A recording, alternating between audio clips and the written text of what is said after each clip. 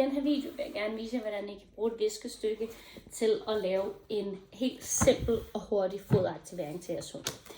Når jeg skal introducere den her øvelse allerførste gang til min hund, så starter jeg med et lavt niveau. Det vil sige, at jeg tager maden, det kan også være godbidder, og lægger ind i viskestykket.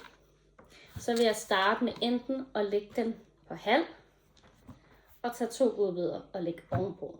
Så ved hunden, der er noget herinde i. Man kan også lægge det kryds, således. Det er meget forskelligt, hvad den hund synes er nemt. Når min hund begynder at forstå, at der er noget af det her, så kan jeg begynde at rulle som en burrito. Så jeg begynder bare at rulle det stille og roligt. Sådan der. Igen kan man lægge noget mad ovenpå, hvis det er, man synes, at ens hund ikke viser den store interesse i det til at starte med. Når min hund er rigtig god til det her, forstår hvad der skal, så vil jeg begynde at sætte nogle knuder på. Og de kan faktisk få ret hårde knuder op. Jeg starter med at tage enden, folde den over og rulle den. Og jeg bliver bare ved med at rulle. Kryds. Så har jeg en lang en, og så binder jeg så en knude. Dette giver jeg så til hunden, sådan så den kan få noget nem og hurtig aktivering.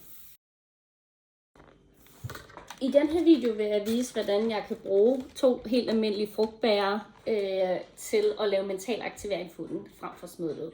Jeg skal bruge 2 vilkårlige, det er helt op til jer. Så skal jeg bruge noget mad, det kan også bare være godbidder, og så skal jeg bruge nogle bolde. Hvis vi har noget lignende det her, det kan også være et muffinbære, så gør jeg det, at jeg putter maden ned i hullerne, fordelt således, tager boldene og lægger oven i hullerne. Så skal hunden skubbe til boldene for at kunne komme ned til maden. Det andet frugtbære giver lidt en rutsjebane, det vil sige, at jeg kan tage maden og lægge den ned her. Så lægger jeg bolden oveni, og så skal hunden skubbe til boldene for at komme ned til maden. Som I kan se her, så er Aika også glad for mad, men hun er også glad for bolde. Og oftest er fokus mere på bolde. Så hvis vi har en hund, der er meget, meget glad for bolde, så derfor glemmer alt om maden, så skal vi selvfølgelig tilpasse os og måske vælge en anden mental aktivering. Men hvis vi har en hund, der kan demonstrere for bolde og fokusere på mad i stedet, så kan det være en rigtig fin, nem og hurtig aktivering i hverdagen. Hvis du har et æggebær derhjemme, så i stedet for at smide det ud, så kan du lige bruge det til noget mental aktivering til hunden. Åbn med æggebæret, læg maden ned i,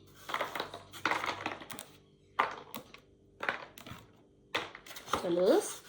Første gang jeg præsenterer det, vil jeg starte med ikke at lukke den til, men at lade den være lidt åben, eventuelt lige lægge noget mad ovenpå, fordi så kan hunden være opmærksom på, at der er noget mad i den her. Jo bedre hunden bliver, så kan vi putte nogle elastikker rundt omkring. Således. Det kan også være en rigtig fin mental aktivering, som er hurtig og nem, og man kan bruge det, man har derhjemme. Hvis du lige har sådan køkkenpapirsrulleholder til overs her, så kan du lige gemme den i et par dage til at bruge til noget nemt mental stimulering til min hund. Jeg har foldet den ene ende på forhånd, så tager jeg maden, lægger ned i, folder den anden ende. Så har din hund lige en hurtig, sjov måde til at få noget mad eller noget godbidder, hvor den får noget aktivering ud af det.